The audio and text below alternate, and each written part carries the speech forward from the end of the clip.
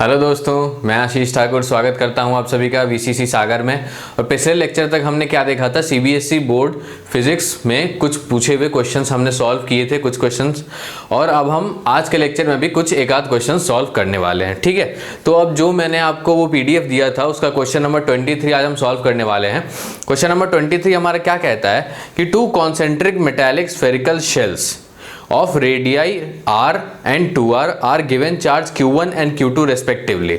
The surface charge densities on the outer surfaces of the shells are equal. Determine the ratio q1 is to q2. ठीक है, तो question में जैसे दे रखा है दो स्फेरिकल शेल्स है हमारे पास और दोनों क्या है, कॉन्सेंट्रिक है। कॉन्सेंट्रिक कहने का मतलब अगर ये है एक शेल तो सेम सेंटर के साथ एक और हमारा जो शेल है वो होगा। ठीक है, तो एक का रेडियस r है और दूसरे का रेडियस क्या है हमारे पास 2r है। ठीक है, ये हमारा सेंटर O मैंने मान लिया। ठीक है, अब क्या है, क्वेश्चन में दे रखा है कि are given charges q1 and q2, मतलब ये जो शेल है, पहला जो शेल है इस पे चार्ज कितना है, q1 है, और दूसरा जो शेल है इस पे चार्ज q2 है। ठीक है, the surface charge densities on the outer surfaces of the shell are equal, और दोनों शेल का जो सरफेस चार्ज डेंसिटी है वो दोनों इक्वल दे रखा है। तो इक्वल दे रखा है तो हम मान सकते हैं कि इसका भी सरफेस चार्ज डेंसिटी सिग्मा है और इसका भी सिग्मा है। तो सिग्मा हमने क्या पढ़ा था, sigma is equal to charge upon area. ठीक है, तो चार्ज अपॉन एरिया पढ़ा था हमने सिग्मा। तो अब क्या है कि अगर हम पहले स्फेयर के बारे में देखें, ठीक है, पहले शेल के बारे में हम देखें तो सिग्मा क्या हो जाएगा, दोनों का सेम है, तो sigma is equal to q1 upon 4 pi r square, क्योंकि इसका रेडियस r है। और तो q1 हम क्या लिख सकते हैं, q1 is equal to sigma 4 pi r square. ठीक है, ये हमारा q1 आ गया। दूसरा हमारा क्या है, Q2 हमारा क्या हो जाएगा, वो कब निकलेगा, जब सिग्मा इज इक्वल टू हम क्या करेंगे Q2 दूसरे शेल के लिए अपॉन 4 पाई, अब ये क्या हो जाएगा 2r का स्क्वायर, क्योंकि इसका रेडियस क्या है 2r है। तो Q2 हम क्या लिख सकते हैं, ये हो जाएगा 4 सिग्मा, ये क्या है 4 सिग्मा पाई इंटू क्या हो जाएगा 4r का स्क्वायर। ठीक है, 4 sigma pi into 4r square. ठीक, तो ये हमारा Q2 निकल गया। अब हमारे को क्या पूछ रहा है, Q1 अपॉन Q2, तो Q1 अपॉन Q2 ये क्या हो जाएगा, sigma into 4 pi r square.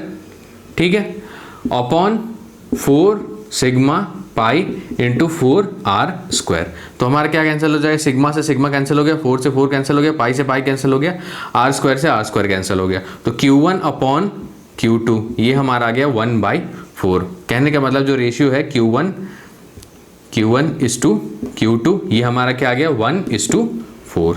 ठीक है, तो ये हमारे को क्वेश्चन में पूछ रखा था। अब हम देखते हैं क्वेश्चन नंबर 26। तो क्वेश्चन नंबर 26 हमारा बोलता है two identical metallic spherical shells.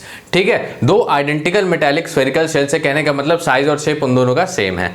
ठीक है, A and B having charges +4q and -10q। ठीक है, तो अब यहाँ पे क्या है, एक स्फेयर A है हमारे पास, ठीक है, और एक स्फेयर B है हमारे पास। ठीक है, तो स्फेयर A पे हमारा क्या बोल रहा है, +4q चार्ज है, और स्फेयर B पे बोल रहा है हमारा -10q चार्ज है। ठीक है, are kept at a certain distance apart, कुछ डिस्टेंस की दूरी पे इन दोनों को रखा गया है। A third identical uncharged sphere C, एक तीसरा आइडेंटिकल अनचार्ज्ड स्फेयर है। ठीक है, तो ये एक C हमारे पास एक अनचार्ज्ड है। ठीक है, मतलब इनिशियली क्या है, इस पे Q इज इक्वल टू 0 है। ठीक है, अब क्या है, is first placed in contact with sphere A।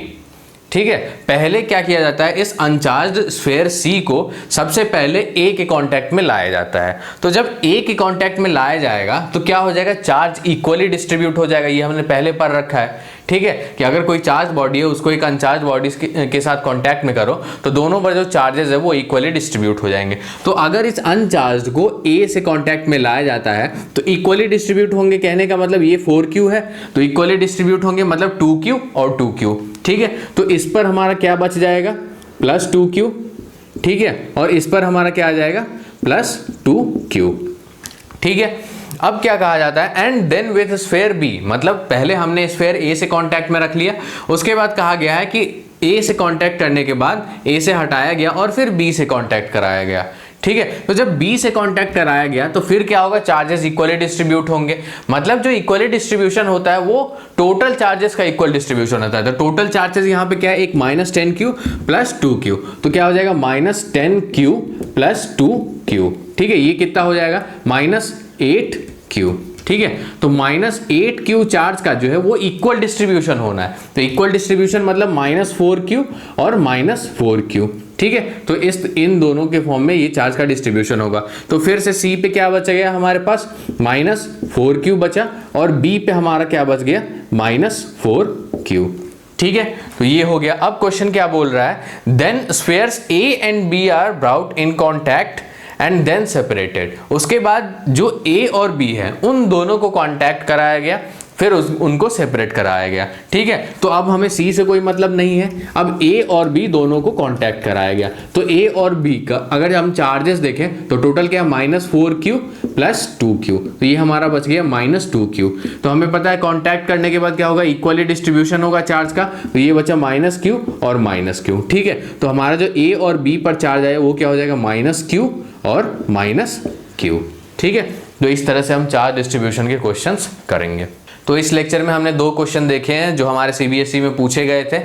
ठीक है, आगे के कुछ लेक्चर्स में हम और क्वेश्चंस करने वाले हैं। तो अगर आपको ये क्वेश्चन समझ में आया, ये वीडियो पसंद आया, तो इस वीडियो को लाइक करें, अपने दोस्तों से शेयर करें और हमारे चैनल को सब्सक्राइब करें। Thanks for watching the video.